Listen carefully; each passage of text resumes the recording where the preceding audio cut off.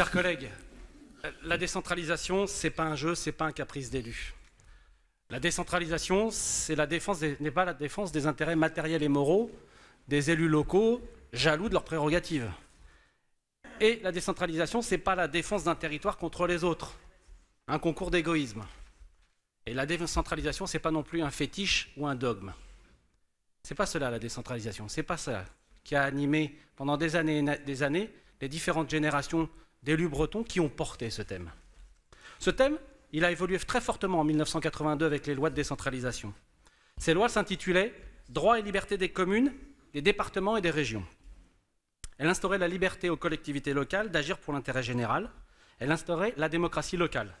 Et son article premier est essentiel, car il supprimait la tutelle administrative, c'est-à-dire le contrôle du préfet sur l'exécution des décisions et donc de l'usage des fonds publics sur le territoire en question.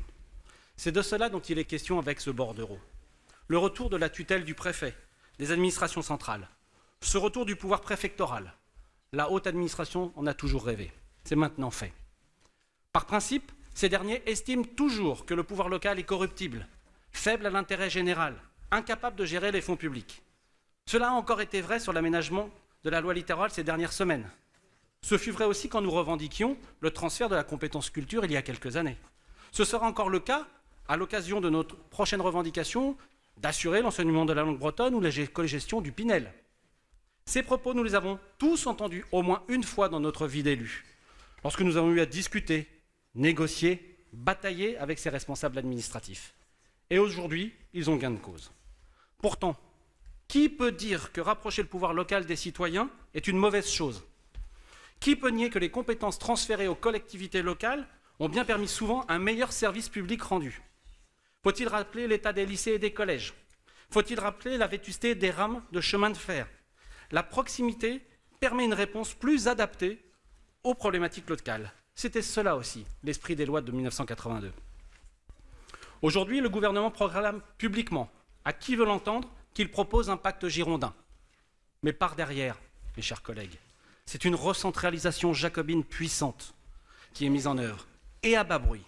Oui, jacobine, car maintenant les élus locaux, notre président, notre rapporteur du budget, ont dû batailler et négocier le périmètre de nos dépenses avec le préfet. Ils ont dû batailler pied à pied pour faire enlever telle ou telle politique de l'assiette de l'amende éventuelle, ce que vient de nous présenter le rapporteur général du budget. Mais pour quel résultat?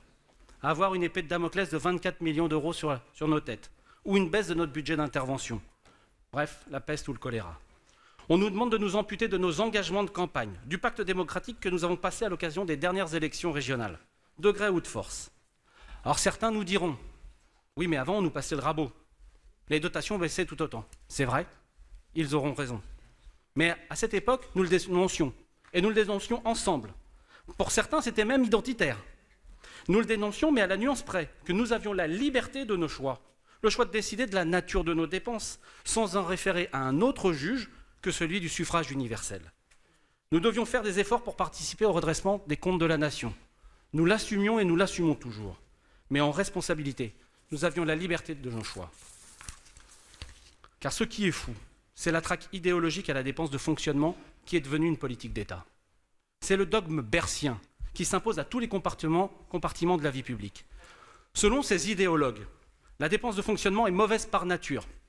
Elle viendrait arroser le désert, alors que la dépense d'investissement, elle est bonne. Et elle est vue comme utile au pays, car durable et enrichissant le patrimoine commun de la nation. Bref, c'est comme le bon et le mauvais cholestérol, quoi. Mais comparaison n'est pas raison. C'est une vision idéologique, très éloignée des réalités du pays. Quand on décide de construire un lycée, c'est de l'investissement. Oui, mais après, il y a des personnels TOS, il y a les fluides, ça c'est du fonctionnement. Quand pour lutter contre le réchauffement climatique, on achète de nouveaux TER pour améliorer l'offre et les services, on augmente inévitablement les coûts de fonctionnement, car il faut des gens qui conduisent ces trains. Cette vision n'a qu'un sens pour nous. Elle vise à imposer une restriction de l'action publique sur le territoire national. Et plutôt que de l'assumer comme telle, on use d'outils financiers, car cela est indolore et inodore pour le citoyen. Mais ce sont les citoyens qui paieront la baisse des services rendus par les collectivités dans leur quotidien.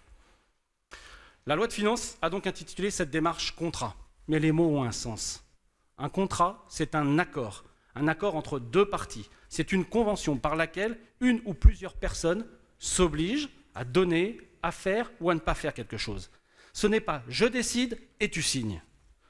L'honnêteté aurait valu que la loi de finances soit remplacée par une loi de recentralisation. L'opinion publique, et les Bretons en particulier, en auraient été mieux éclairés. Nous sommes donc devant un dilemme absolu. L'amputation volontaire ou l'amputation forcée. En l'espèce, je crois hélas que nous n'en avons pas beaucoup le choix. Mais nous ne sommes pas sans outil de réponse.